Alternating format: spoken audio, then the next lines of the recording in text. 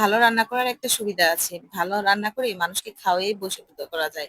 এই যেমন ধরেন আমার বাসায় সারাক্ষণ এটা খাবো, এটা খাবো এবং তাদের সবার পছন্দে রান্না করি এবং তাদের মন জুগিয়ে চলি। হ্যালো এভরিওয়ান, আসসালামু আলাইকুম। কেমন আছেন সবাই? এখন তো সবাই বলবেন হাই হাই কি যেন হয়েছে, 2 দিন ধরে আমার ফেসবুকের ছবিতে নানান ধরনের স্ট্যাটাস দিচ্ছি আর মানুষ ভাবছে আমার না জানি কি হয়েছে।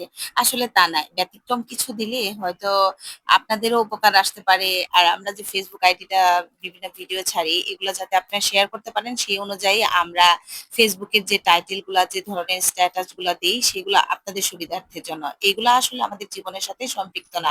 যদি আমাদের জীবনের সাথে সম্পৃক্ত হয়েই থাকতো তাহলে আমরা আমাদের ফ্যামিলির সাথে সেগুলা আলোচনা করতাম। আসলে ভিডিও ছাড়ার জন্য আমাদের কিছু টাইটেলের দরকার হয়, সেই জন্যই একটু ব্যতিক্রম ধর্মীয় টাইটেল গুলা ইউজ করি। তবে যাই বলেন, একটা কথা না বললেই পারতেছি না, বাংলাদেশটা পুরা চীনের দেশ হয়ে গেছে। কেন বলেন তো? এই যে আর্জেন্টিনা আর ব্রাজিলের জন্য হচ্ছে জাদু, কালা জাদু, এরকম একটা অবস্থা। আবার কিছুদিন আগে একটা ভিডিওর মধ্যে দেখলাম একটা মেয়ে নিজের স্বামীকে বশীভূত করার জন্য আর কি সে জিনের মাধ্যমে অনেক সাহায্য নিচ্ছে এবং অনেক টাকা তার কাছ থেকে হাতিয়ে নিয়েছে। এইটা কি কোনো কথা বলেন তো? এই ধরনের কুফরি কালাম করে আমাদের বাংলাদেশে এত কিছুই জয় করবে? এমনকি বিশ্বকাপের মধ্যেও কালা জাদু চলে গেছে এইগুলা। মানে এখন তো এতদিন জানতাম যে বিশ্বকাপ শুধু মানে নিজের খেলার দক্ষতা দিয়েই জয় হয়, আর এখন দেখি বিভিন্ন কালা জাদুর মাধ্যমেও বিশ্বকাপ নিতে চেষ্টা করতেছে। আবার বিভিন্ন পেজ খুলে ভুয়া ভাবে মানুষের কাছ থেকে টাকা হাতিয়ে নিচ্ছে। মানুষ কি এতটাই পাগল যে এরকম ফেসবুকে জিন সাজতেছে আর সেগুলাই মানুষ বিশ্বাস করে নিচ্ছে আর অনেক টাকা নিজের হাত থেকে নষ্ট করছে?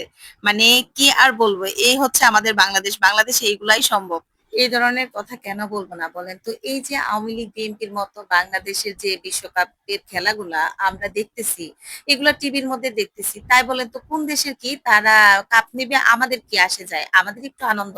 কিন্তু তার মানে এই নয় যে ব্রাজিল আর্জেন্টিনার দলের জন্য একদম পুরো আওয়ামী লীগ বিএনপি হয়ে গিয়েছে আর বাকি দলগুলো হয়ে গিয়েছে জামায়াতের মতো অবস্থা। মানে পুরাই হাসি। ফেসবুকে কে কাকে মানে ছোট করতে পারে, বিশেষ করে ব্রাজিল আর আর্জেন্টিনা।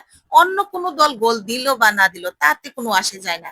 যদি ব্রাজিল একটা গোল দিল দোষ হবে আর্জেন্টিনা, আর্জেন্টিনা যদি একটা গোল দিল দোষ হবে ব্রাজিল। মানে কে কত বেশি পারে, কাকে কত ছোট করা যায়। হ্যাঁ, আমি ব্রাজিল করি কিন্তু আর্জেন্টিনার সাপোর্টও কোনো অংশে কম না, কারণ আমার মাহিনার আব্বু আর্জেন্টিনা করে। আমি চাই ব্রাজিলের পরে আর্জেন্টিনা করুক, কিন্তু আবার আমরা সবাই কি চাই জানেন?